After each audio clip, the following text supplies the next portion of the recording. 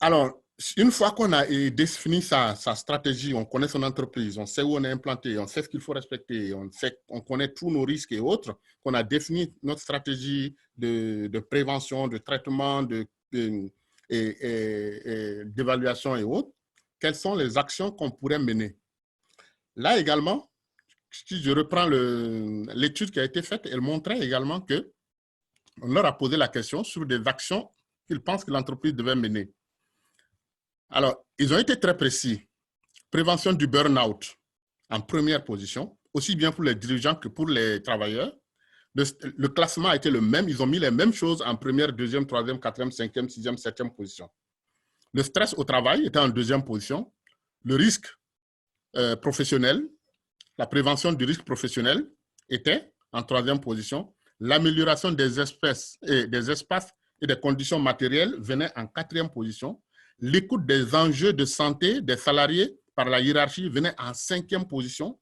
Et bizarrement, la mise en place, par exemple, d'une mutuelle pour une couverture santé était en septième position.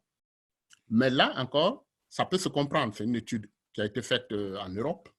Et en Europe, il y a déjà une sécurité sociale qui prend en charge une bonne partie des soins des patients et de tout le monde et de leur famille, qui fait que, effectivement, la mutuelle, il y en a plein qui l'ont déjà à partir de leur assurance maison, de leur assurance véhicule et tout ça. Donc, qui fait que la mutuelle, l'existence d'une mutuelle n'est pas une priorité au niveau de ses employés. Et je suis sûr qu'en Afrique, si on refait la même enquête, les priorités seront complètement différentes. Et en particulier, la mutuelle ne pourrait pas venir en septième position. Donc, si on voit ça, on voit que dans un endroit comme la France ou le reste de l'Europe, les actions à mener sont prévention du burn-out, stress au travail. C'est le plus important. 36%, bon, plus le risque professionnel, 36% pour les dirigeants et plus de 60% pour les employés. Et là, on comprend le malaise que les employés ont dans leur entreprise, en Europe en particulier. En Afrique, on pourrait penser que le burn-out, le stress au travail n'existe pas, mais on a un autre aspect dont il faut tenir compte. Tout à l'heure, je parlais quand quelqu'un est malade, c'est toute la famille qui est malade. Un salarié en Afrique, en particulier subsaharienne, il est responsable d'une famille très élargie, ce qui lui entraîne une surdose de responsabilités et qui fait que son salaire, à la fin du mois, ne suffira pas. Le salaire ne suffit pas pour prendre en charge toute cette population qui compte sur lui. Ça part de Dakar jusqu'à Tambacounda, si je prends le cas du Sénégal, des villages jusqu'à la capitale, il n'y a que des besoins, des gens qui sont sollicités parce que lui, il est directeur ou lui, il est ingénieur, donc il a l'argent, il a beaucoup de responsabilités. Et ça peut être aussi un gros facteur de stress au travail et dont il faut tenir compte parce que les environnements, comme je l'ai dit avant de partir, sont complètement différents. Donc, du coup, ça ne peut pas être la même chose. Une étude comme ça ne peut pas être appliquée, copiée-collée, par exemple, dans un contexte africain. Alors, dans ce sens-là, nous estimons que les actions à mener, on ne peut pas demander à une entreprise de construire des hôpitaux ou des centres de soins et autres. D'abord, il n'en fera pas assez. Et il ne faut pas remplacer un ministère de la Santé, ni remplacer une autorité régionale, par exemple, autorité régionale de la santé ou des choses comme ça.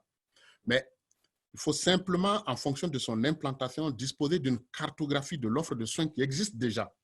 Il y a souvent, dans différents endroits, une offre de soins, une pyramide de soins avec une offre qui est déjà présente.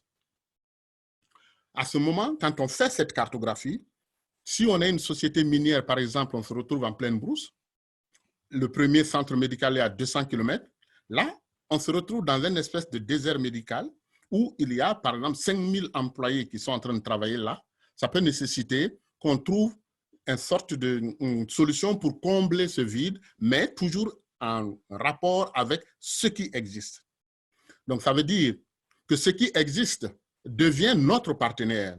Et si ça devient notre partenaire, même un simple petit dispensaire, ça veut dire que nous sommes intéressés et nous sommes concernés par la qualité des soins qui sont fournis dans cette unité, quel que soit l'endroit où elle se trouve. par ce médecin, par cette pharmacie, ce laboratoire d'analyse médicale, ce centre d'imagerie. Et si nous sommes concernés par ces structures et ce qu'ils rendent comme service, nous, au niveau de l'entreprise, dans le cadre de la prise en charge sociale et sanitaire de nos employés, on peut contribuer à l'amélioration, au renforcement de ces structures existantes qui sont proches de nos employés et que nos employés vont utiliser.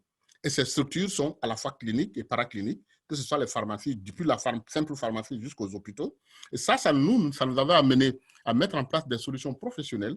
Ce n'est pas du matériel lourd et autres, mais des solutions technologiques qui permettent de mettre à leur disposition des outils qui font que chacun est gagnant-gagnant. Bon, tout à l'heure, j'en parlerai tout de suite. Du dispensaire, quand on voit la mine, elle est assez loin, ou les bateaux de croisière, où il y a énormément d'activités sur toute la planète à des endroits qui sont loin de la grande ville ou qui sont loin des grands centres hospitaliers. Mais tous ces endroits-là, l'entreprise qui dispose d'un minimum de personnel autour de là-bas pourrait renforcer la capacité de ces unités plutôt que de vouloir construire ses propres structures. Ça ne sera pas viable, ça sera très cher pour elle. Et de toute façon, l'entreprise n'aura pas le choix, sauf si c'est vraiment une grosse multinationale et tout ça. Mais même ça, il ne s'agit pas de remplacer l'État ou le ministère de la Santé d'un pays. Mais il y a aujourd'hui des solutions intéressantes qui permettent de combler les vides qui existent et tout en soutenant ce qui existe localement. Et ensuite, ça permettra aussi de nouer, et il faudra à ce moment, dans ces actions-là, nouer un partenariat avec, localement, régionalement, nationalement, internationalement, en disposant de moyens de contrôle de la qualité et de la participation des employés.